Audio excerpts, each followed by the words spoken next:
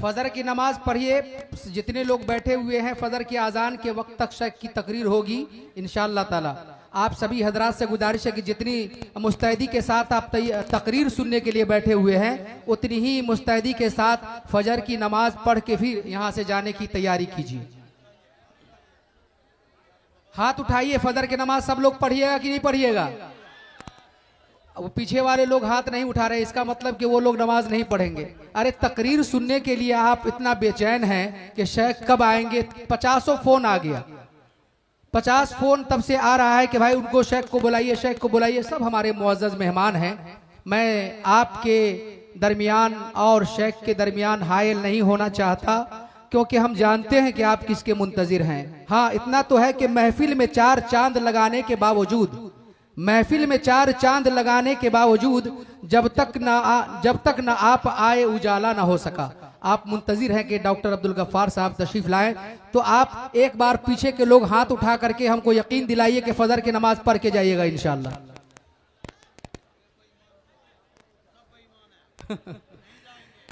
बगैर किसी ताखीर के आप शेख मोहतरम को हम दावत सुखन दे रहे हैं कि आप तशरीफ लाइए। आपका उन्वान है शादी ब्याह के इस्लामी वसूल और हुकूकुल ज़ौजैन। अल्लाह ताला ने खास मलका आपको दिया है, अवाम बैठी हुई है आपके लिए। आप तशरीफ लाइए शेख, फलियतफज़्ज़ल मशकूरा।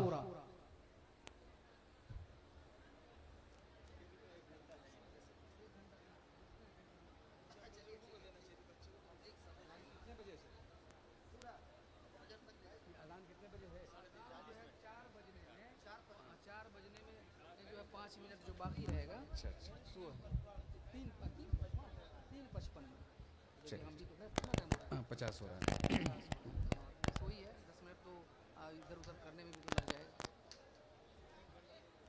अस्सलामु अलैकुम व रहमतुल्लाहि व बरकातुहू।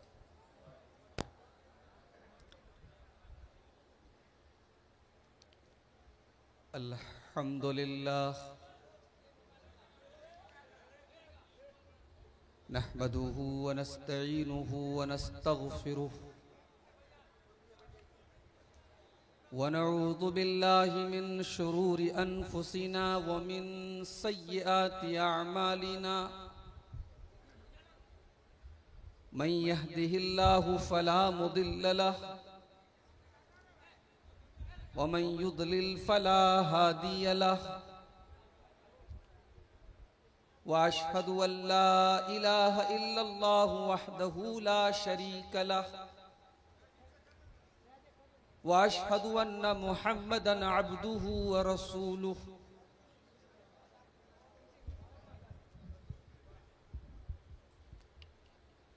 या अय्युहल्लज़ीना आमनुत्तक़ुल्लाहा हक़्क़ तुक़ातिहि वला तमूतुन्न इल्ला व अंतुम मुस्लिमून। या अय्युहन्नासुत्तक़ू रब्बकुमुल्लज़ी ख़लक़कुम मिन नफ़्सिन वाहिदह व ख़लक़ मिन्हा ज़ौजहा व बत्त मिन्हुमा रिजालन कसीरन व निसाअ वत्तक़ुल्लाहल्लज़ी तसाअलून बिही वल अरहाम इन्नल्लाहा काना अलैकुम रक़ीबा। या अय्युहल्लज़ीना आमनुत्तक़ुल्लाहा वक़ूलू क़ौलन सदीदा युस्लिह लकुम अअमालकुम व यग़फ़िर लकुम ज़ुनूबकुम व मन युतिइल्लाहा व रसूलहु फ़क़द फ़ाज़ फ़ौज़न अज़ीमा। अम्मा बअद फ़इन्न ख़ैरल हदीस किताबुल्लाह व खैरल हदी हदी मुहम्मदिन सल्लल्लाहु अलैहि वसल्लम व शर्रल उमूरि मुहदतातुहा व कुल्ल मुहदततिन बिदअह व कुल्ल बिदअतिन दलालह व कुल्ल दलालतिन फिन्नार। अऊज़ु बिल्लाहि मिनश शैतानिर रजीम। बिस्मिल्लाहिर रहमानिर रहीम। हुन्ना लिबासुल लकुम व अंतुम लिबासुल लहुन वक़ाल तआला फ़ी मक़ामिन आख़र वमिन आयातिही अन ख़लक़ लकुम मिन अनफुसिकुम अज़वाजन लितस्कुनू इलैहा वजअल बैनकुम मवद्दतन व रहमा। सदर मोहतरम, उलमाए किराम, मेहमानाने गिरामी, मोहतरम बुजुर्गों, नौजवान साथियों, माओं और बहनों, प्यारे बच्चों, भहुआरा मधुबनी के इस कदीम और तारीखी इदारे मदरसा इस्लामिया के इस अजीम शान प्रोग्राम के दूसरे दिन की आखिरी तकरीर करने के लिए मैं आपके सामने हाजिर हुआ। ये इदारा जो हमारी जमात के बहुत ही काबिल एहतराम बुजुर्गों के हाथों 100 साल से भी पहले जिसकी बुनियाद रखी गई थी, आज उस इदारे के इस तारीखी प्रोग्राम में फजर के तकरीबन 1 घंटा पहले आप हजरात की, मर्दों की, औरतों की ये हाजिरी, ये शौक, ये जज्बा, ये इस बात की दलील और अलामत है कि तौहीद और सुन्नत की मोहब्बत आज भी दिलों में बाकी है। कुरान और सुन्नत की बातों को सुनने का जज्बा, शौक आज भी दिलों में जिंदा है। मैं मदरसे के तमाम जिम्मेदारों का शुक्रिया अदा करता हूं। उन्होंने हमारी जमात के हीरों को, हमारी जमात के टॉप के उलमा को और बड़े अहम मौज़ूआत पर उन्हें उन्वानात दे करके आपके सामने पेश किया। मौजूदा दौर के बहुत सारे फितनों के एक्सपर्ट की हैसियत रखने वाले हमारे इंतहाई मोहतरम और मुअज़्ज़ज़ हमारी जमात के आलिम दीन शेख अबू रिज़वान मोहम्मदी हफ़िज़हुल्लाह का भी आपने खिताब सुना। ख़ास तौर से फितने शकीलियत जो आपके इसी इलाके से जो फितना पैदा हुआ और इस वक्त हिंदुस्तान के मुख्तलिफ इलाकों में हमारे नौजवानों को ये फितना अपनी चपेट में ले रहा है, बर्बाद कर रहा है, इस फितने के रद्द पर आपने बड़ी कीमती तकरीर सुनी। जी ये चाह रहा था कि शेख इस मौजू पर और तफसील से बात करें, मगर वक्त और हालात की नज़ाकत को देखकर शेख ने भी अपना खिताब मुख्तसर कर दिया और अब मैं आपके सामने हाजिर हूँ। उन्वान आपको बताया गया, हमारे अजीज दोस्त शेख फैयाज इस्लाही साहब ने अभी उन्वान बताया, शादी ब्याह के इस्लामी उसूल और हुकूकुज़ ज़ौजैन। शादी की क्या हैसियत है, निकाह की क्या हैसियत है, इस्लाम निकाह के बारे में क्या बोलता है, क्या यह निकाह करना जरूरी है, यह निकाह का हुक्म क्यों दिया गया। जब हम कुरान करीम का मुताला करते हैं तो अल्लाह तबारक व तआला ने मुख्तलिफ मकामात पर निकाह के जरिए वजूद में आने वाला जो रिश्ता है, मियां और बीवी का रिश्ता, इस रिश्ते को अल्लाह ताला ने बहुत ही खूबसूरत अंदाज में इस रिश्ते को ताबीर किया है। जाहिर है कि जब एक मर्द और औरत, एक लड़का और लड़की जब शादी करते हैं, निकाह करते हैं, तो शौहर आदमी जो होता है वो शौहर बनता है और औरत बीवी बनती है। यही तो इस रिश्ते के जरिए पहला रिश्ता जो जन्म लेता है, यही शौहर और बीवी का रिश्ता लेता है। इस रिश्ते को अल्लाह ताला ने कुरान के दूसरे पारे में, जहां अल्लाह ताला ने रमजान के रोजे का जिक्र किया है, अल्लाह ने बहुत ही खूबसूरत अंदाज में इस रिश्ते की नजाकत का हमें एहसास दिलाया है। फरमाया हुन्ना लिबासुल लकुम व अंतुम लिबासुल लहुन्ना। निकाह करके जब तुम किसी औरत को अपने घर में बीवी बना करके लाते हो, अय औरतों तुम भी सुन लो, जब तुम निकाह करके किसी की बीवी बन जाती हो तो तुम एक दूसरे का लिबास बन जाते हो। हुन्ना लिबासुल लकुम, ये औरतें तुम्हारी लिबास हैं। व अंतुम लिबासुल लहुन्ना, और तुम उनके लिए लिबास हो। इस आयत की तफसीर में उलमा ने लिखा है कि अल्लाह ने लिबास क्यों कहा, लिशिद्दतिल इख्तिलात बैनहुमा। मियां बीवी का रिश्ता ऐसा है कि अलग नहीं होते। वो जो हमारे एक लफ्ज बोला जाता है, एक मुहावरा बोला जाता है, दो जिस्म एक जान, वो सही है। ये निकाह के जरिए ये दो जिस्म एक जान बन जाते हैं, लिबास बन जाते हैं। जिस तरीके से इंसान के शरीर और इंसान की बॉडी से लिबास बहुत कम अलग होता है, मियां बीवी को अलग नहीं किया जा सकता। और आप गौर कीजिए कि यह आयत कब उतरी है। रमजान के रोजे के सिलसिले में शुरू में यह हुक्म था कि रमजान में रात में भी इंसान अपनी बीवी से नहीं मिल सकता। अब जाहिर है कि एक ही बिस्तर पे शौहर और बीवी सो रहे हैं और एक दूसरे से मिल नहीं सकते। ये बहुत बड़ी आजमाइश थी। अल्लाह ने उस आजमाइश को बयान किया। उहिल्ल लकुम लैलतस सियामिर रफतु इला निसाइकुम, अपनी औरतों के साथ तुम रोजे के दिनों में रात में अपनी बीवियों के साथ तुम मुलाकात कर सकते हो। हुन्ना लिबासुल लकुम व अंतुम लिबासुल लहुन्ना, क्योंकि तुम एक दूसरे के लिबास हो और लिबास को शरीर से अलग नहीं किया जा सकता है। लिबास हो तुम एक दूसरे के। और उलमा ने यह भी लिखा है, लिबास का काम होता है हमारी सतरपोशी करना। भाई एक नॉर्मल इंसान नंगा नहीं रहता। अगर आप रास्ते में जा रहे हैं और कोई आदमी मादरजात नंगा है, सर से पैर तक नंगा है, शर्मगाह नजर आ रही है, तो दो ही चीजें हो सकती हैं। या तो वो इंसान इस रूए जमीन का रहने वाला नहीं, किसी और गोले की मखलूक है, या फिर वो अगर इंसान है और नंगा घूम रहा है, इसका मतलब कि अकल से पैदल है, पागल है, मजनू है, दीवाना है। नॉर्मल इंसान तो ऐसा नहीं कर सकता। कुरान कह रहा है कि मर्द और औरत, मियां और बीवी एक दूसरे के लिबास हैं।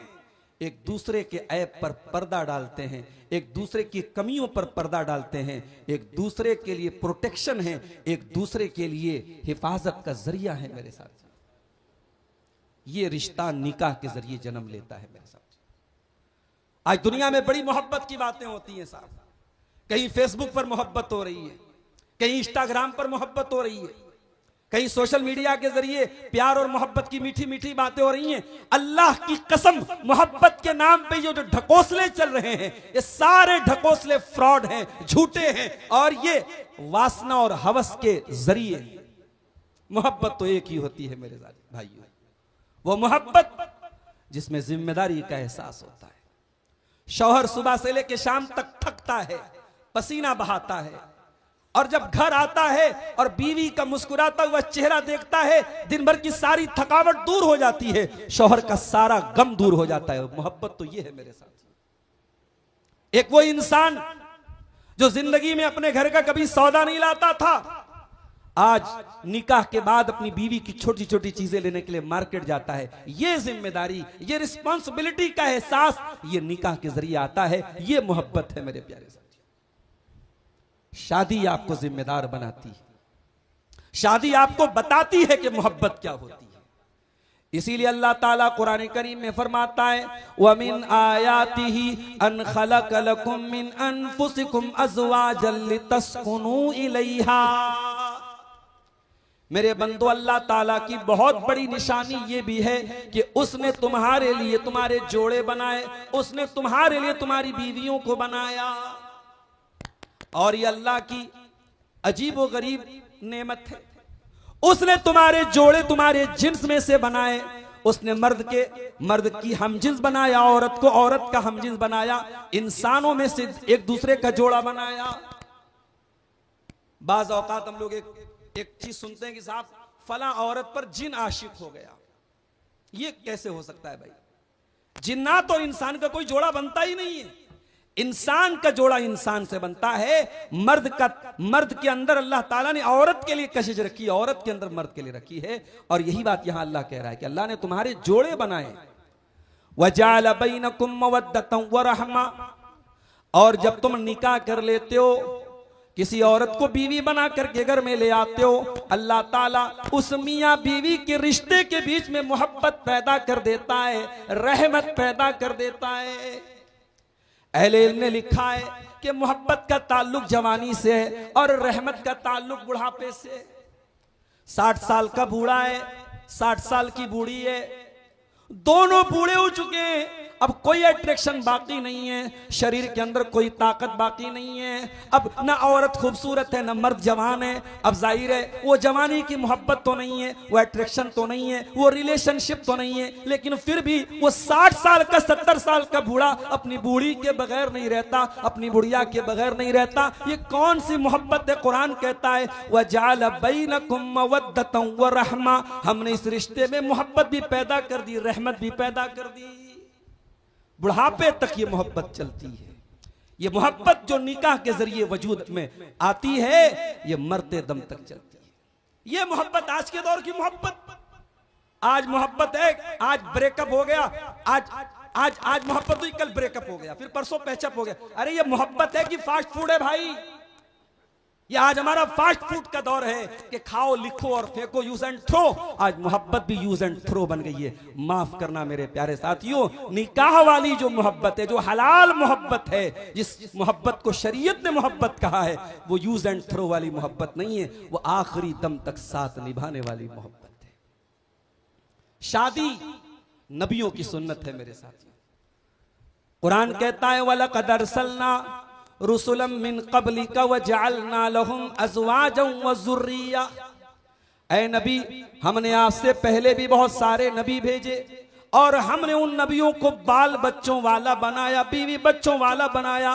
वो नबी शादीशुदा थे, बीवी बच्चों वाले थे। आज दुनिया वाले कहते हैं साहब अल्लाह को राजी करना है तो बीवी बच्चों के चक्कर में ना पड़ो, ब्रह्मचारी बन जाओ, देश छोड़ दो, बीवी छोड़ दो, परिवार छोड़ दो, तब तुम जाकर के नेक बन सकते हो, अल्लाह वाले बन सकते हो।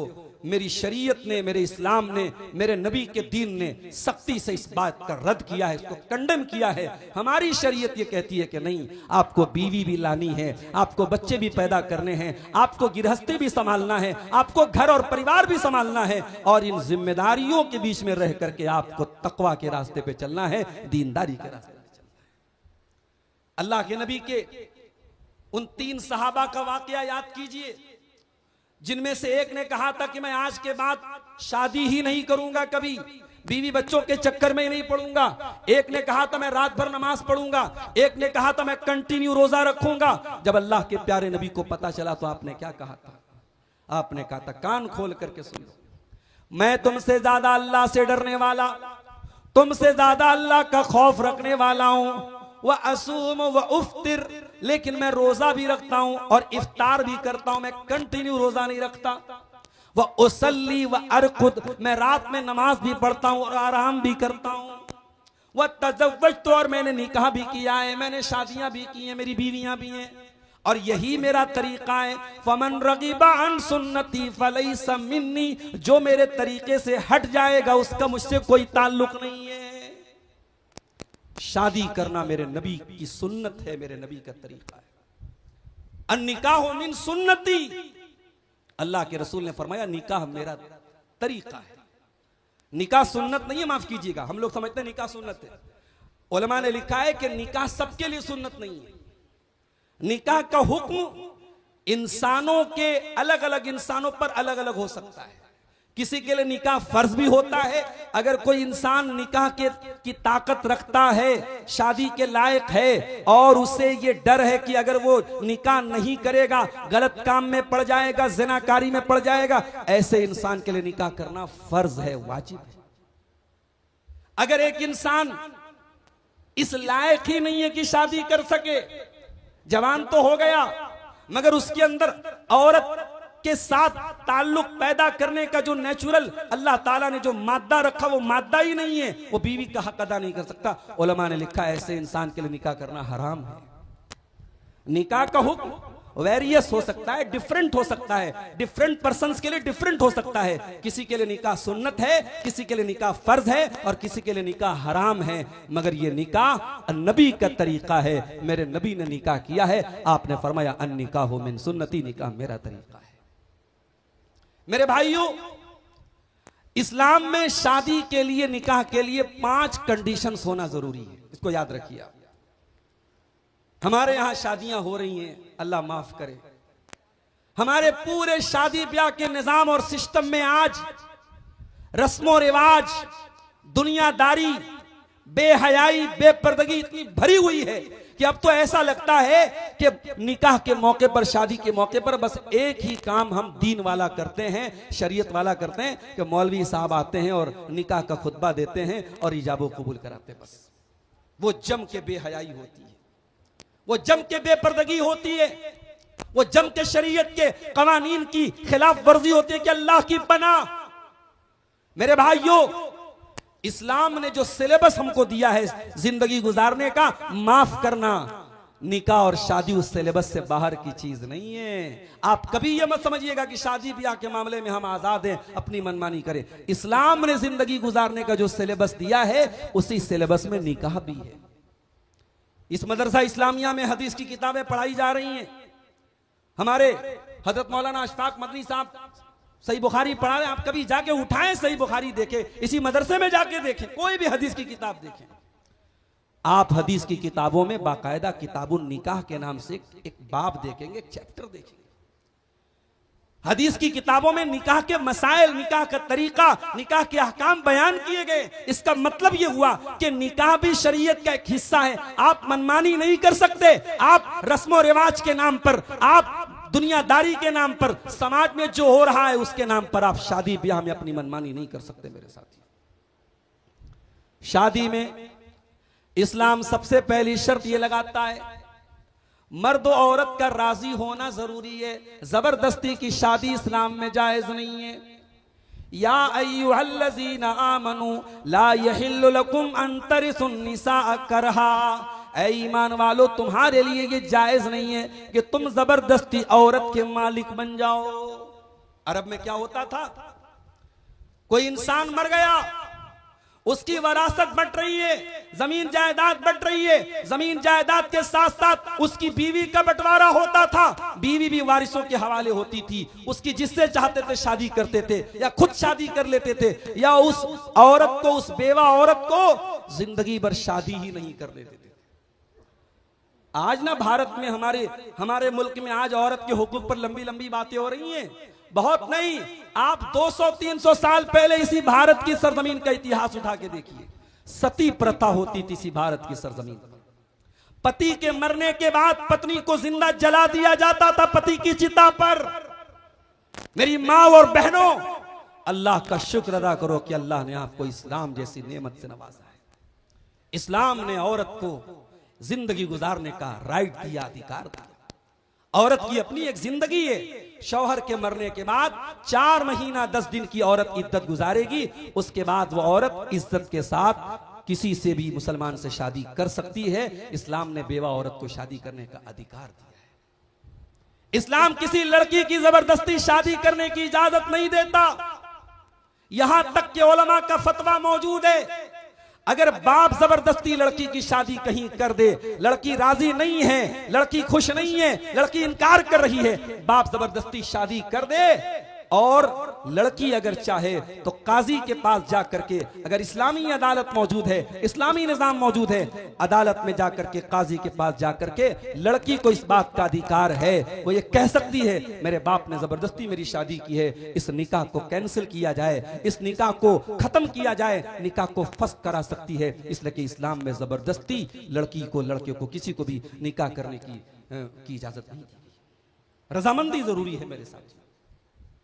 इसीलिए अल्लाह के प्यारे नबी ने शादी के पहले जब रिश्ता तय हो जाए तो आपने फरमाया, जिस लड़की से तुम्हारा निकाह हो रहा है, फंजुर इलैहा, उसको एक नजर देख लो। देखने की इजाजत दी गई। अजीब व गरीब बात है, आज रिश्ते तय होते हैं, लड़के के सारे घर वाले लड़की को देख लेते हैं, मगर लड़के को एक नजर जो शरीयत लड़की को देखने की इजाजत देती है, आज उसको हमारे समाज में बैन कर दिया गया। अगर लड़का ये कह दे कि मैं एक बार लड़की को देखना चाहता हूं तो बवाल हो जाता है कि साहब ये कैसी बात कर रहा है। शरीयत ने इजाजत दी है कि एक नजर अपनी होने वाली बीवी को देख ले, ताकि बाद में ये शिकवा ना रहे कि मैंने नहीं देखा। और आजकल तो माशाल्लाह एआई का दौर है, फिल्टर का दौर है, गोरा कब काला बन जाए, काला कब गोरा बन जाए, जवान कब जो है बूढ़ा बन जाए। आजकल मोबाइल से, कैमरे से कुछ भी हो सकता है, तो फोटो का कोई भरोसा नहीं है। डायरेक्ट एक इंसान अपनी होने वाली बीवी, रिश्ता तय हो जाए, बात पक्की हो जाए, तो एक नजर उसको देखने की इजाजत दी है शरीयत। ये इस्लाम का उसूल बता रहा हूं। लड़की का राजी होना भी जरूरी है। ला तुनकहुल अय्यमु हत्ता तुस्तामरा वला तुनकहुल बिकुर हत्ता तुस्ताजना। नबी ने फरमाया, औरत चाहे कुंवारी हो, औरत चाहे बेवा हो, औरत चाहे मुतल्लका हो, उसकी मर्जी के बगैर, उसकी इजाजत के बगैर निकाह नहीं किया जा सकता। साहबा ने कहा, अल्लाह के नबी, कुंवारी लड़की से कैसे कोई इजाजत देगा? नबी के दौर की कुंवारी लड़कियां इतनी शर्मीली होती थी कि सहाबा को पूछना पड़ा, अय अल्लाह के नबी, कुंवारी लड़की से कैसे इजाजत ली जाएगी? वो तो बोलती नहीं है, वो तो शर्माती है। आपने फरमाया, इज़्नुहा सुमातुहा, कुंवारी लड़की खामोश रह जाए, चुपचाप रह जाए, तो समझ जाओ कि वो राजी है, उसकी खामोशी को रजामंदी मान लिया जाएगा। आज तो हमारे यहाँ बेहयाई का ऐसा दौर आया है कि अब क्या कुंवारी और क्या शादीशुदा, अब तो औरतें, लड़कियां क्या बोल देंगी, क्या माँ बाप के सामने इजहार कर देंगी, नहीं कहा जा सकता। शर्म हया और गैरत का जनाजा निकलता चला जा रहा है। मगर नबी के दौर में सहाबा के लिए बड़ी हैरत की बात थी। सहाबा ने कहा, कुंवारी कैसे बोलेगी? आपने कहा, कुंवारी खामोश रहेगी तो समझ जाओ कि वो राजी है। तो दोनों का राजी होना जरूरी है। दूसरी कंडीशन, लड़की की शादी के लिए लड़की के वली का राजी होना जरूरी है।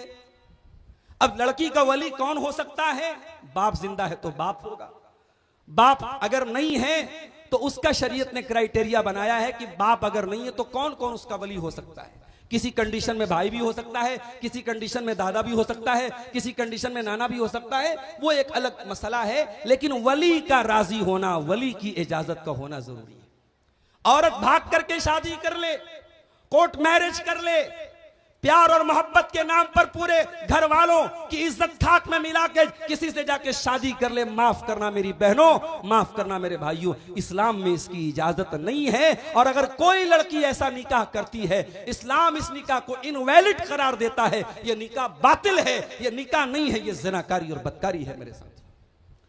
अल्लाह के प्यारे नबी फरमाते हैं, अय्युमरातिन नकाहत बगैर इज़्न वलियहा फनिकाहुहा बातिलुन। जो औरत बगैर अपने वली की इजाजत के निकाह करती है, वो निकाह बातिल है, बातिल है, बातिल है।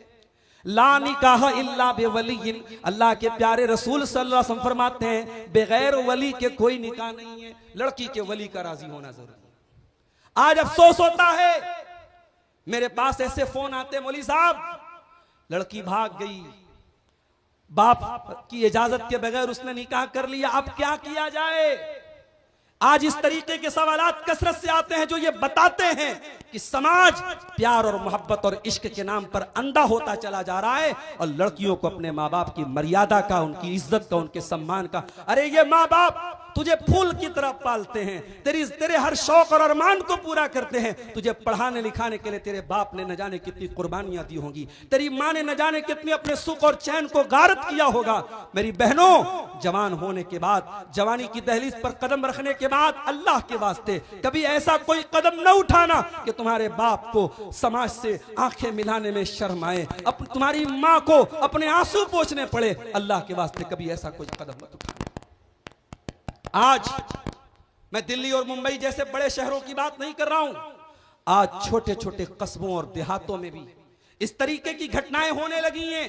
मुसलमान लड़की कॉलेज में पढ़ती है, कंप्यूटर की कोचिंग कर रही है, इंग्लिश स्पोकन कोचिंग कर रही है, किसी गैर मुस्लिम लड़के के साथ अफेयर होता है, लड़की उस गैर मुस्लिम लड़के के साथ उसके साथ ताल्लुक बनाती है, और उसके बाद एक दिन खबर आती है, लड़की अपने घर वालों को फोन करके कहती है, मैं घर छोड़ के फलां के साथ जा रही हूं, मैंने शादी कर ली है, मैंने कोर्ट मैरिज कर ली है। अगले दिन यह खबर आती है कि रजिस्ट्रार के सामने लड़की ने जाकर के अपना धर्म भी परिवर्तन कर लिया, अपना मजहब भी बदल दिया, इस्लाम इस्लाम को छोड़ दिया। मेरे भाइयों, इस्लाम इतना हकीर तो नहीं था, इस्लाम इतना सस्ता तो नहीं था कि किसी ने आई लव यू बोल दिया, किसी ने प्यार और मोहब्बत के चंद जुमले बोल दिए, हमारी बहन ने जाकर के अपना ईमान लुटा दिया, हमारी बहनों ने अपनी तौहीद को जाके लुटा दिया। मेरी बहनों, मेरे भाइयों, ये तौहीद वो नेमत है जिसको पाने के लिए, जिसको बचाने के लिए सहाबा ने गर्दनें कटा दी, सहाबियात ने जिंदगी कुर्बान कर दी, सहाबा ने घर बार छोड़ दिए, बाल बच्चे कुर्बान कर दिए। इस तौहीद की नेमत को, इस दीन की नेमत को इतना हकीर न जानो मेरे साथियों, मेरे भाइयों, मेरी बहनों।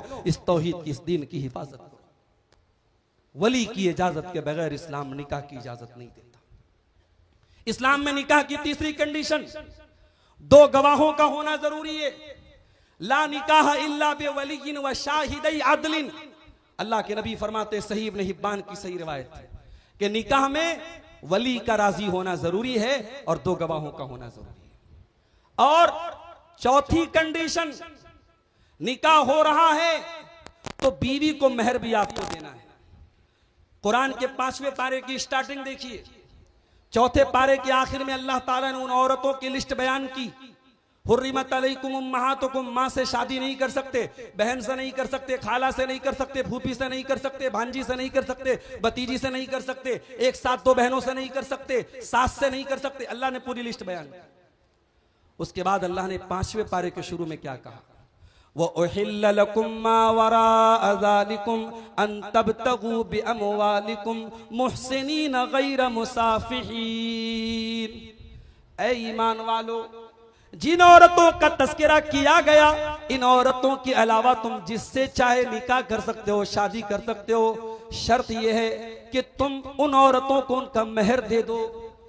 मुहसिनीना गैर मुसाफिहीना, उनको उन औरतों का मेहर दे दो। और निकाह करने का मकसद सिर्फ अपनी शहवत पूरी करना ना हो, अपनी डिजायर पूरी करना ना हो, बल्कि निकाह करने का मकसद घर बसाना हो, परिवार बसाना हो, जिंदगी गुजारना हो। इस मकसद के साथ तुम किसी भी औरत से निकाह कर सकते हो, किसी मुसलमान औरत से।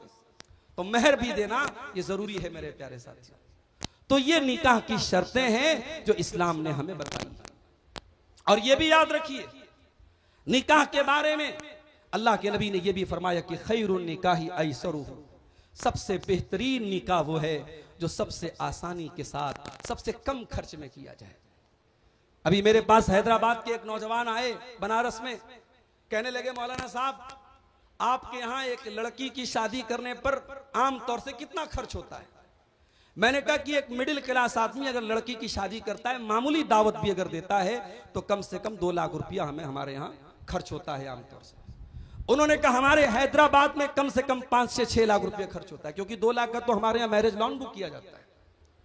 कहा कि बाप कर्जे लेता है, बाप बैंक से लोन लेता है, बाप लोगों से ज़कात खैरात की मदद लेता है और मैरिज हॉल बुक करके बारातियों को खाना खिलाता है और बड़े धड़ल्ले से धूमधाम से शादी करता है। मेरे साथियों, इस्लामी तारीख में कभी यह दौर नहीं देखा गया कि लड़की की शादी करने के लिए लड़की के बाप को ज़कात मांगनी पड़ी हो। आज हमारी रस्म और रिवाज की इन जंजीरों ने, इन बेड़ियों ने हमें यहां लाके खड़ा कर दिया है। एक गरीब इंसान को अगर 3-4 बेटियां हो, वो बेचारा वक्त के पहले बूढ़ा हो जाता है। उसकी औरत बेचारी ब्लड प्रेशर और शुगर की मरीजा हो जाती है। इन जवान बेटियों की शादी कैसे करूंगी, इनकी शादी कैसे करूंगा, ये सोच बूढ़े माँ बाप को मेरे भाइयों वक्त के पहले बूढ़ा बना देती है। माफ करना मेरे साथ, शादी ब्याह की ये रस्में खत्म तकरीरों से नहीं होगी, ये कॉन्फ्रेंसों से नहीं होगी। ये जब तक समाज के वो लोग जिनको अल्लाह ने नवाजा है, पैसा भी है, दौलत भी है, लेकिन उनको कदम आगे बढ़ाना होगा, उनको ये गट्स पैदा करना पड़ेगा, ये हिम्मत करनी पड़ेगी कि हाँ हमारे पास है सब कुछ, मगर हम सादगी के साथ सिंपल तरीके से निकाह करेंगे। हमारी बेटी की शादी हो रही है, हम कोई जहेज नहीं देंगे। हमारे लड़के की शादी हो रही है, हम कोई बारात का चक्कर नहीं रखेंगे जब तक समाज के खुशहाल तबके के लोग और बड़े लोग इसकी पहल नहीं करेंगे। आज मसला यह है कि ये सारी चीजें स्टेटस बन चुकी हैं, समाज का एक हिस्सा बन चुकी हैं, और लोअर क्लास और मिडिल क्लास के जो गरीब लोग हैं, जो औसत दर्जे के लोग हैं, आज वो इस स्टेटस और इस रस्म को निभाने के चक्कर में कर्जे ले रहे हैं और भीख मांग मांग कर अपनी बेटियों की शादी कर रहे हैं। तो शादी के उसूल पर आपने चंद बातें सुनी। अब थोड़ी सी 3:30 बजने वाले हैं, अब 15-20 मिनट का वक्त हमारे पास है। हमारा मौजू का जो दूसरा पार्ट था, मियां बीवी के हुकूक क्या है। मेरे भाइयों, बीवी का हक क्या है ये मैं बाद में बताऊंगा, शौहर का हक क्या है मैं बाद में बताऊंगा। आइए पहले चंद चीजें जो म्यूचुअल हैं, जो शौहर को भी चाहिए बीवी को भी चाहिए कि वो ख्याल रखे शादी के बाद, वो हम पहले उसको देख लेते हैं। जब एक लड़का लड़की शादी के बंधन में बच जाएं, शौहर और बीवी बन जाएं, तो शरीयत क्या कहती है कि दोनों एक दूसरे के साथ भलाई के साथ रहे। शौहर जहां तक हो सके बीवी को खुश रखे, बीवी जहां तक हो सके शौहर को खुश रखे। अल्लाह कुरान में कहता है वआशिरूहुन्ना बिल मारूफ, ऐ मेरे बंदो अपनी बीवियों के साथ तुम अच्छा सलूक किया करो। सारे जमाने के साथ आपका सलूक अच्छा है, अगर आपकी घरवाली के साथ आपका सलूक अच्छा नहीं है तो आप अल्लाह और उसके रसूल की नजर में अच्छे नहीं है। अल्लाह के नबी फरमाते हैं खैरुकुम ले अहलिही व अना खैरुकुम ले अहली। ओ लोगो, तुम में सबसे बेहतरीन इंसान वो है जो अपने परिवार के लिए अच्छा है, अपने घर वालों के लिए अच्छा है, और मैं अपने परिवार के लिए सबसे अच्छा हूं। शौहर बीवी के साथ अच्छे तरीके से जिंदगी गुजारे, बीवी शौहर के हुकूक अदा करे, ये पहली चीज याद रखिए। दूसरी चीज, शौहर और बीवी दीन और शरीयत के कामों में एक दूसरे का सपोर्ट करें। नमाज का टाइम है तो शौहर बीवी से बोले चलो नमाज पढ़ो, बीवी शौहर को बोले चलो नमाज पढ़ो। दीन के कामों में एक दूसरे की मदद करें, बुराई से एक दूसरे को रोकें। कुरान कहता है वतावनु अलल बिर्रि वत्तक़वा वला तावनु अलल इस्मि वल उद्वान। ऐ ईमान वालो, नेकी के कामों में, तकवा के कामों में एक दूसरे की मदद करो और गुनाह के काम में एक दूसरे की मदद मत करो। अल्लाह के प्यारे नबी से पूछा गया अल्लिमना अय्यल माली नत्तखिज़, ऐ अल्लाह के नबी हमको बताइए कौन से माल को हम खजाना बना सकते हैं, कौन से माल को हम स्टोर कर सकते हैं, कौन से माल को हम ज्यादा से ज्यादा सेविंग कर सकते हैं। आपने फरमाया लियत्तखिज़ अहदुकुम क़ल्बन शाकिरा व लिसानन ज़ाकिरा व ज़ौजतन मुमिनतन तुईनुहु अला अम्रिल आखिरा।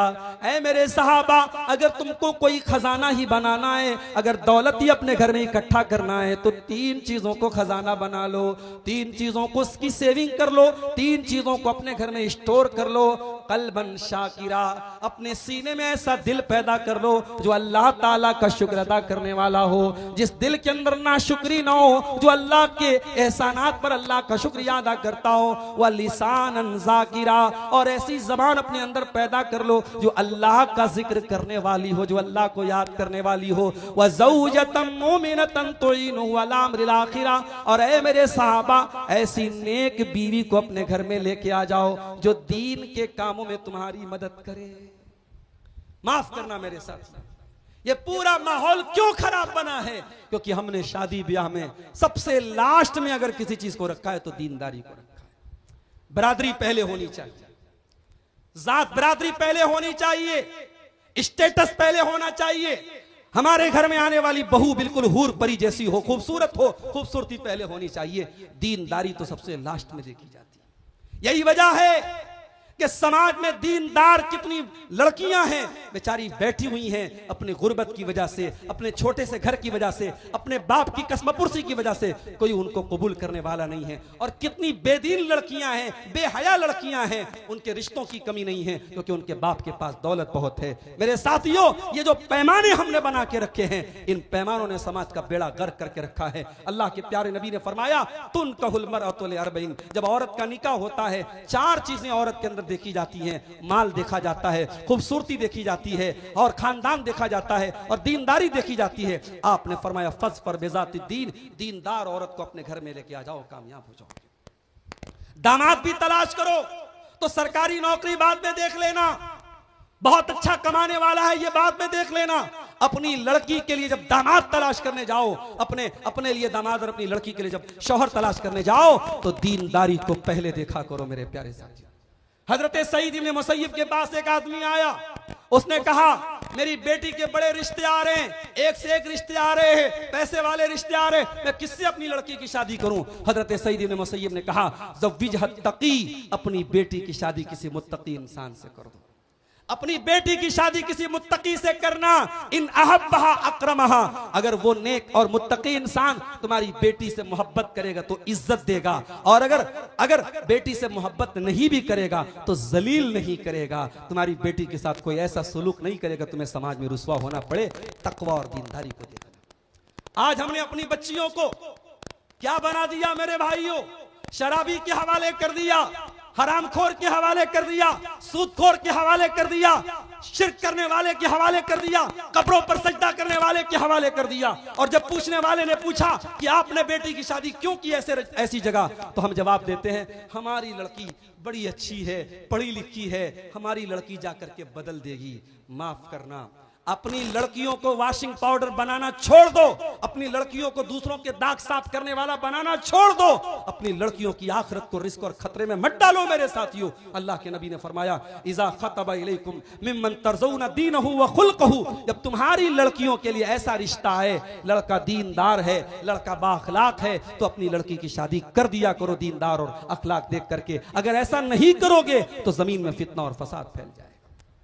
तो एक दूसरे को दीन में मदद कब करेंगे? जब शौहर दीनदार होगा, औरत दीनदार होगी। इसी तरीके से मियां बीवी जब दोनों शादी के बंधन में बंध जाएं तो दोनों को एक बात का ख्याल जरूर रखना चाहिए, निकाह का बहुत बड़ा मकसद इंसान की जिनसी ख्वाहिशात को पूरा करना है, जो अल्लाह ताला ने मर्दों के अंदर भी रखी है, औरतों के अंदर भी रखी है। मर्दों के अंदर भी जिनसी ख्वाहिश, औरत के अंदर भी जिनसी ख्वाहिश है। इस ख्वाहिश की जायज तकमील के लिए इस्लाम ने निकाह का सिस्टम रखा है। इसलिए शौहर को चाहिए कि बीवी का हक सही तरीके से अदा करे और बीवी को चाहिए कि शौहर का हक सही तरीके से अदा करे। आज इंटरनेट के जरिए औरत और मर्द के दरमियान ताल्लुक के बहुत सारे नाजायज तरीके और नाजायज शक्लें भी समाज में राइज हैं, और कितने केस ऐसे आते हैं जब शौहर अपनी बीवी को गलत तरीके से मुलाकात पर और जिमा पर मजबूर करता है, और औरत अपने शौहर की वजह से हराम और नाजायज तरीके से अपने शौहर की बात मानने पर मजबूर हो जाती है। माफ करना मेरे साथियों, अपनी बीवियों को चाहिए कि शौहर, और शौहर को चाहिए कि बीवी के साथ जो ताल्लुक का सही तरीका है, जो इस्लामी तरीका है, जो इंसानी तरीका है, जो फितरी तरीका है, उस तरीके के मुताबिक एक दूसरे की ख्वाहिशात को पूरा करें और इसको हल्के में ना लें। बाज़ औक़ात ऐसा होता है कि औरत जब शादी हो जाती है चंद सालों तक तो बहुत अपने शौहर के लिए एहतमाम करती है, सजती है, संवरती है, मेकअप करती है, और उसके बाद क्या होता है, शौहर घर में आया, बीवी सोई हुई है।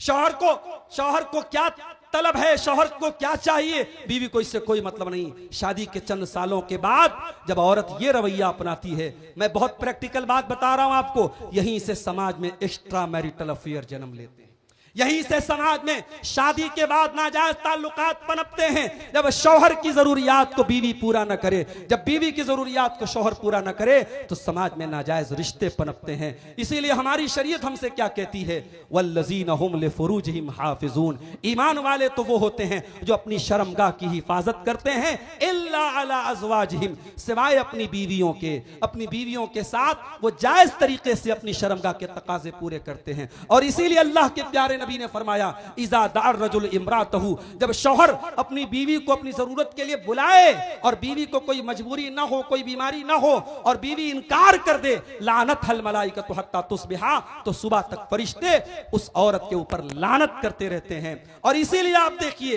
कि दौरे जाहिलियत में जब औरतें पीरियड में होती थी, जब हैज की हालत में होती थी, तो औरत को इतना किनारे कर देते थे, न साथ में खाते थे, न पीते थे, न साथ में लेटते थे, सोते थे, उसका बिस्तर अलग कर देते थे, उसको घर से बाहर निकाल देते थे। अल्लाह के नबी ने सहाबा से फरमाया इस्नऊ कुल्ल शैइन इल्ला निकाह, कि हैज की हालत में, पीरियड की हालत में सिर्फ बीवी के साथ जमा करना, रिलेशनशिप बनाना हराम है, बाकी बीवी के साथ उठना बैठना खाना पीना सब जायज है, सब कर सकते हो। तो एक दूसरे के जज्बात का ये ख्याल रखा जाए मेरे साथियों। इसी तरीके से शादी का एक बहुत अहम मकसद नस्ल को आगे बढ़ाना है। औलाद आपके घर में आई, अब औरत मां बन गई, मर्द बाप बन गया, अब औरत मां का हक अदा करे और शौहर बाप का हक अदा करे, बच्चों की तरबियत दोनों मिल करके करें। मैंने कहीं फेसबुक पर एक फोटो देखा था, आज मदरसा इस्लामिया के इस इजलास में वो पैगाम भी आपको सुना देना चाहता हूं कि एक औरत जब अपने बच्चे को मदरसे में लाके आपके हवाले करती है। तो मदरसे की मैनेजमेंट को एक पैगाम दिया गया, मदरसे के असातिज़ा को यह पैगाम दिया गया कि ऐ मदरसे वालों, ऐ इस बच्चे को पढ़ाने वालों, उस औरत ने बड़ा विश्वास किया है तुम्हारे ऊपर, वो अपना बच्चा तुम्हारे हवाले कर रही है, अपना कलेजे का टुकड़ा तुम्हारे हवाले कर रही है। उस बच्चे की तालीम और तरबियत में कोई कोताही मत करना, वरना अल्लाह क्या जवाब देना पड़ेगा। मेरे भाइयों, मेरी माँ और बहनों, अपनी औलाद की तरबियत के सिलसिले में अल्लाह से डरो। ये औलाद अगर मिली है, करोड़ों लोग ऐसे हैं जो औलाद की नेमत से महरूम हैं। दौलत की कमी नहीं है, पैसे की कमी नहीं है, औलाद नहीं है उनके घर में, अल्लाह ने आपको औलाद वाला बनाया है। बहुत बड़ी नेमत आपको मिली है, इस नेमत की कद्र करो। अपनी औलाद को अच्छी तालीम दो, अपनी औलाद को अच्छी तरबियत दो, इस लायक अपनी औलाद को बनाओ कि कल जब तुम मर जाओ, मिट्टी में चले जाओ, तुम्हारी औलाद दुआ के लिए हाथ उठाए तो कहे रब्बिरहमहुमा कमा रब्बयानी सगीरा। परवरदिगार, मेरे माँ बाप ने बड़ी मोहब्बतों से पाला था, मेरे माँ बाप पर रहम फरमा। इस लायक अपने बच्चों को बनाओ कि कल जब तुम्हारा इंतकाल हो तो जनाजे की नमाज में तुम्हारा बेटा खड़ा होकर के कहे अल्लाहुम्मा अग़फ़िर ली हय्यिना व मय्यितना। वो जनाजे की नमाज में अपने बाप की मग़फ़िरत की दुआएं कर सके, अपने बाप की बख्शिश की दुआएं कर सके। इस लायक अपने बच्चों को बना के जाओ। औलाद की तरबियत करना ये मियाँ बीवी दोनों की मुश्तरका जिम्मेदारी है मेरे साथी। और एक और मुश्तरका जिम्मेदारी मियाँ बीवी दोनों की, कि दोनों अपने पर्सनल सीक्रेट्स को शेयर ना करें। मियां बीवी बेडरूम की बातें शेयर ना करें। कभी कभी ऐसा होता है कि बेडरूम की बातें मर्द हजरात अपने दोस्तों को और औरतें अपनी सहेलियों को बताती हैं। खबरदार, ये मियां बीवी के बीच का सीक्रेट ये दुनिया का सबसे बड़ा सीक्रेट है। अल्लाह के प्यारे नबी ने फरमाया, सही मुस्लिम की रिवायत है, इन्ना मिन अशर्रिन नासी मंजिलतन यौमल क़ियामा, क़यामत के दिन सबसे बदतरीन इंसान वो होगा युफ्ज़ी इला इम्रातिही व तुफ़ज़ी इलैहि, कि वो अपनी बीवी के साथ ताल्लुक बनाता है, बीवी उसके साथ ताल्लुक बनाती है, सुम्मा यनशुरु सिर्रहा, फिर बाहर निकल करके मियाँ बीवी के राज को शेयर करता है। मियाँ बीवी की राज की बातें राज रहनी चाहिए, ये दोनों की मुश्तरका जिम्मेदारी है। अब आइए, आखिर का 5 मिनट बचा है। शौहर और मियाँ बीवी और शौहर और बीवी दोनों के हुकूक एक दूसरे पर क्या है, जल्दी जल्दी सुन लीजिए मेरे साथियों। पहले बीवी के ऊपर शौहर के क्या हुकूक बता देता हूं। बीवी को चाहिए शौहर की खिदमत करे और इताअत करे। आज हमारे मुल्क में पाकिस्तानी सीरियल मोबाइल पर बड़े शौक से देखे जा रहे हैं। 50 40 हो रहा है, चलिए कोई बात नहीं। आज हमारे घर की औरतें बड़े शौक से सीरियल देख रही हैं, और इन सीरियलों में जो चीजें दिखाई जा रही हैं उसमें यह बताया जा रहा है कि साहब फला हीरो जो है वो तो अपनी बीवी से इतनी मोहब्बत करता है कि बीवी के लिए मां से लड़ जाता है, बीवी के लिए बाप से लड़ जाता है, बीवी की इतनी खिदमत करता है, बीवी की नौकर बनकर के बीवी की जिंदगी गुजारता है। माफ करना, ये इफरात और तफरीत नहीं चलेगी मेरे साथी। ठीक है, इस्लाम में बीवी के भी हुकूक है, शौहर के भी हुकूक हैं, मगर याद रखो, अगर मदरसा है तो मदरसे का कोई सदर मुदर्रिस होता है, अगर गांव है तो गांव का कोई प्रधान होता है, अगर कोई इलाका है तो कोई मेयर होता है, कोई विधायक होता है, कोई एमपी होता है। घर का जिम्मेदार कौन है? घर का मंत्री कौन है? घर का गार्जियन कौन है? कुरान कहता है अर्रिजालु कव्वामून अलन निसा, मर्द औरतों के ऊपर जिम्मेदार है, गार्जियन है। बिमा फज़्ज़लल्लाहु बाज़हुम अला बाज़, इसलिए कि अल्लाह ताला ने मर्दों को फजीलत दी औरतों के ऊपर। याद रखो मेरी प्यारी माँ बहनों, ये कुरान की आयत है जो कयामत तक एप्लीकेबल है। अल्लाह ने मर्दों को औरतों के ऊपर फजीलत दी है, और जिंदगी की गाड़ी में अल्लाह ताला ने मर्द को औरत से सुपीरियर बनाया है। जिंदगी की गाड़ी में अल्लाह ने मर्द को गार्जियन बनाया है। अगर औरत शौहर को गार्जियन नहीं मानेगी, औरत अगर शौहर की इताअत नहीं करेगी, तो घर कभी नहीं चल सकता। जितनी भी पढ़ लिख करके काबिल हो जाए, औरत पायलट बन जाए, औरत मिलिट्री ऑफिसर बन जाए, लेकिन घर में जब बीवी बन करके आएगी तो उसको शौहर के ताबे होकर के रहना पड़ेगा। और औरतें याद रखें, इसमें कोई उनकी तौहीन नहीं है। ये जिंदगी ऐसी बनाई है अल्लाह ताला ने, जो काम औरत का है वो औरत को करना है, जो मर्द का है वो मर्द को करना है। किसी आलिम दीन ने दूसरे आलिम दीन से पूछा था कि मौलाना साहब, आज औरतें पायलट बन चुकी हैं, हवाई जहाज चला रही हैं, कहीं ऐसा तो नहीं कि हम अपनी औरतों पर अत्याचार कर रहे हैं? हमारी औरतें पायलट नहीं बन रही हैं, हमारी औरतें इतनी तरक्की नहीं कर रही, कहीं हम अपनी औरतों पर जुल्म तो नहीं कर रहे हैं? तो दूसरे आलिम दीन ने बड़ा प्यारा जवाब दिया था, कहा था हजरत शेख, ये औरत जो पायलट बनी है, जो हवाई जहाज चला रही है, अगर ये औरत न चलाती, इसकी जगह कोई मर्द ये काम कर सकता था। मगर औरत जो माँ का काम करती है, अगर औरत माँ का काम न करे तो दुनिया का कोई मर्द माँ नहीं बन सकता। औरत बीवी का काम न करे, दुनिया का कोई मर्द बीवी नहीं बन सकता। औरत अपने माँ, बेटी और बीवी के रूप में अगर वो अपनी जिम्मेदारी को पूरा न करे तो मर्द हजरात ये जिम्मेदारी कभी अदा नहीं कर सकते। मेरे अजीजों, आज मगरिबी तहजीब ने, इंटरनेट ने, इन सीरियलों ने हमारी औरतों से उनकी नजाकत को छीन लिया और मर्दों को इन औरतों का गुलाम बना के रख दिया और समाज को यह सोच दे दी कि साहब मर्द तो अच्छा मर्द वो है जो औरत की जूतियां उठा के सीधी करे, जो औरत के लिए बाप से लड़ जाए। नहीं, बाप से लड़ना नहीं है आपको। बीवी का हक अदा करना है, बाप को बाप का दर्जा देना है, माँ को माँ का दर्जा देना है। और मेरी बहनों, आपको अपने शौहर की इताअत करना है, शौहर की बात मानना है। हाँ, शौहर गलत बात बोले मत मानो, लेकिन शौहर की बात अगर सही है तो आपको मानना है। शौहर का यह हक है, अगर शौहर घर में मौजूद है, आपको नफिल रोजा रखना है, चाहे शव्वाल का रोजा रखना हो, चाहे मुहर्रम की 10 तारीख का रोजा रखना हो, चाहे अरफा का रोजा रखना हो, आपको नफली रोजा रखना है तो शौहर की इजाजत के बगैर आप नफिल रोजा नहीं रखेंगी। शौहर अगर इजाजत दे रहा है, ठीक है भाई तुम रख लो अरफा का रोजा, कोई हर्ज की बात नहीं।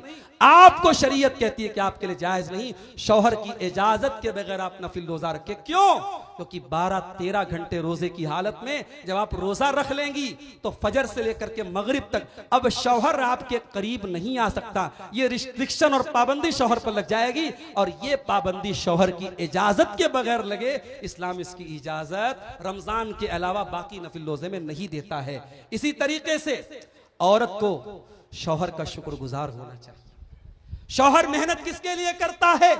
शौहर किसके लिए कमाता है? किसके लिए अपना आराम और सुकून कुर्बान करता है? उस शौहर की तमाम कुर्बानियों पर मेरी बहनों, अगर शौहर आपका पसंदीदा सूट न ला सके, आपका पसंदीदा जेवर न ला सके, आपका पसंदीदा सामान ना ला सके, तो ये कहकर के अपने शौहर की कुर्बानियों पर पानी मत फेर दिया करो कि आज तक आपने मुझे कौन सी खुशी दी है। ये कह करके अपने शौहर की कुर्बानियों पर पानी ना फेरा करो। अल्लाह के नबी ने फरमाया, ऐ औरतों तुम जहन्नम में बहुत जाओगी। सहाबा ने पूछा, सहाबियात ने पूछा, औरतें जहन्नम में क्यों ज्यादा जाएंगी? आपने फरमाया, तुक्सिरन लान व तकफुरन अशीर, ऐ औरतों तुम बहुत ज्यादा लान तान करती हो और शौहर की नाशुक्री करती हो। इसी तरीके से औरत को चाहिए कि शौहर घर में आए तो अपने आप को बन ठन करके सवर करके रहे।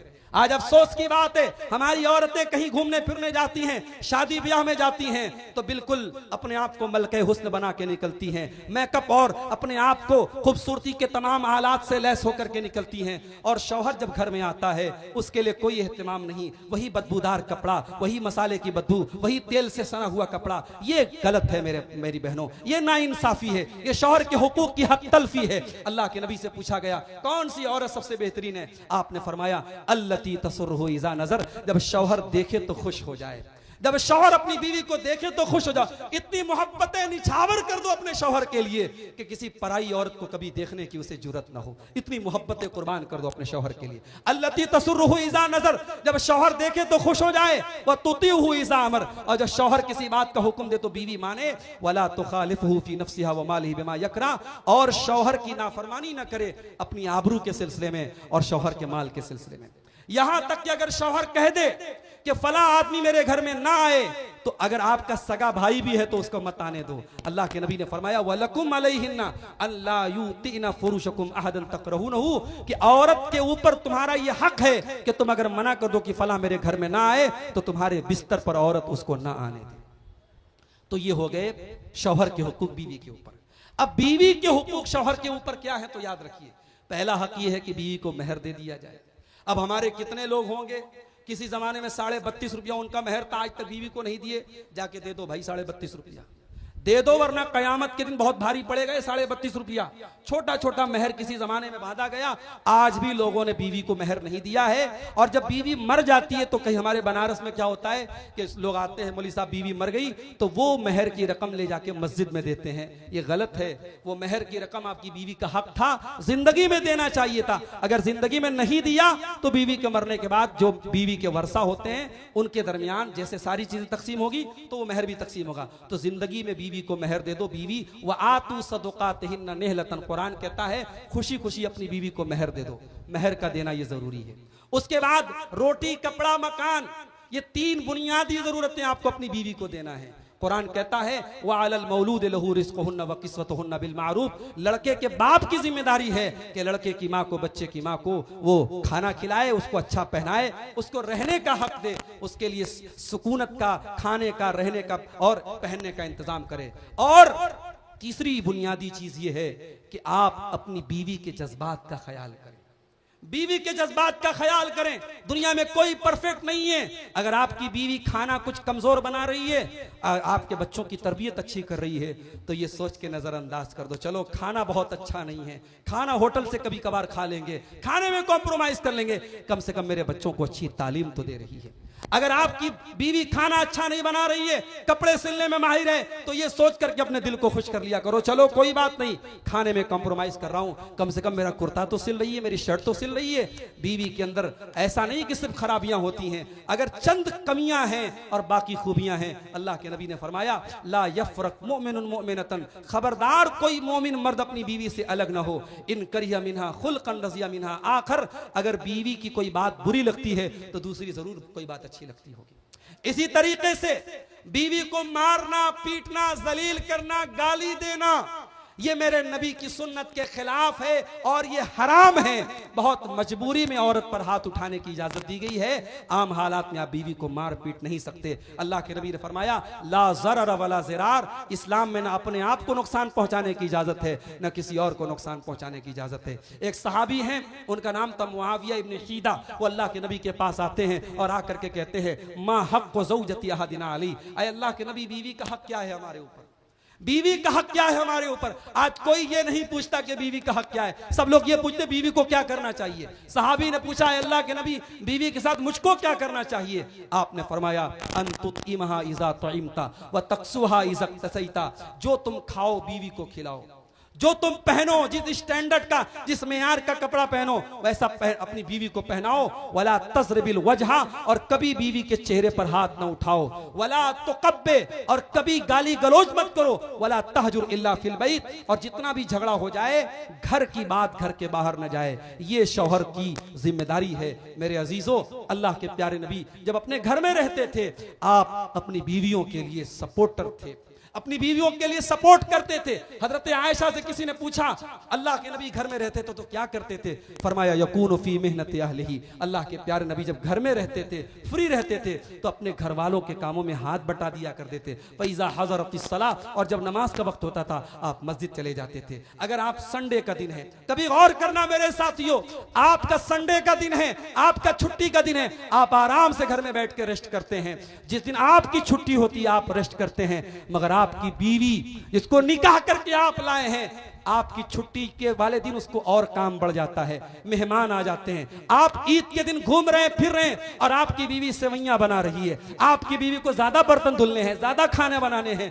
दुनिया वालों की छुट्टियां होती हैं मगर बीवियों की कोई छुट्टी नहीं होती। ये 360 और 7 into 4 24 काम करने वाली ये मुलाजमा ये फ्री में आपको मिली है। ये आपकी खिदमत करने वाली, आपके बच्चों का ख्याल करने वाली, आपके घर को घर बनाने वाली ये औरतें 3-4 दिन के लिए मायके चली जाएं तो कमरा बताने लगता है कि कमरे से कोई चला गया है, बिस्तर की शिकनें बताने लगती हैं कि बिस्तर से कोई चला गया है। इसलिए मेरे भाइयों, इस रिश्ते की कदर करो, इस रिश्ते को बचा के रखो। ठीक है, इस्लाम ने तलाक की इजाजत दी है, मगर बहुत आखिरी स्टेज पर। वो पूरा आप सूरह बकरा पढ़िए, कुरान का दूसरा पारा पढ़िए, सूरह निसा पढ़िए, आपको पता चलेगा इस्लाम ने बहुत मजबूरी में तलाक की इजाजत दी है। जब तक मियां बीवी में रिश्ता बन सकता है, जिंदगी की गाड़ी चल सकती है, इस्लाम चलाने का हुक्म देता है। और ये याद रखो, जब तलाक होता है, जब मियां बीवी अलग होते हैं, दुनिया में सबसे ज्यादा अगर कोई खुश होता है तो शैतान खुश होता है। एक परिवार बिखरता है, एक फैमिली टूटती है, एक घर बर्बाद होता है। इसलिए तलाक को बहुत आखिरी ऑप्शन रखा गया है। मेरे अजीजों, शौहर और बीवी के ताल्लुक से चंद बातें मैंने आपके सामने रखी हैं। अल्लाह से दुआ है रब्बुल आलमीन हमें आज इस प्रोग्राम में जो शादीशुदा लोग हैं, अल्लाह उनको अपने जो औरतें हैं अपने शौहर का और जो मर्द हैं उनको अपनी बीवी का हक अदा करने करने की तौफीक अता फरमाए। और जो हमारे भाई कुंवारे हैं आगे चल करके वो शादी के बंधन में बंधेंगे, अल्लाह सुन्नत के मुताबिक उनको अपनी जिंदगी गुजारने की तौफीक अता फरमाए। अल्लाह रस्म व रिवाज की जंजीरों से हम सबको निकलने की तौफीक दे। वाखिर दावाना अल्हम्दुलिल्लाहि रब्बिल आलमीन वस्सलामु अलैकुम वरहमतुल्लाहि। जज़ाकुमुल्लाहु व अहसनल जज़ा। मोहतरम बुज़ुर्गों, दीनी इस्लामी भाइयों, अल्लाह का करम और उसका शुक्र है, मदरसा इस्लामिया का 2 रोज़ा अज़ीमुश्शान इजलास और अपने मकसद में अल्लाह रब्बुल इज़्ज़त ने अपने फ़ज़ल व करम से कामयाब इजलास बना दिया। ये अल्लाह का करम है। हम सदर मोहतरम के बेहद शुक्रगुज़ार हैं, मदरसा इस्लामिया के सदर मोहतरम के बेहद शुक्रगुज़ार हैं कि उन्होंने अपने कीमती वक्त पूरी रात स्टेज पर रह कर गुजार दी। अल्लाह रब्बुल इज़्ज़त उनकी इस खिदमत को कबूल फरमाए। और तमाम जितने भी उलमाए किराम यहाँ तशरीफ़ लाए, अल्लाह रब्बुल इज़्ज़त उन तमाम उलमाए किराम की सेहत और तंदरुस्ती में बरकत अता फरमाए। और आप तमाम लोग जो यहाँ तशरीफ़ लाए और उनके मवाइज़ हसना से आपने इस्तिफ़ादा हासिल किया, मुस्तफ़ीज़ हुए, अल्लाह से दुआ है कि अल्लाह ताला आप लोगों का यहाँ आना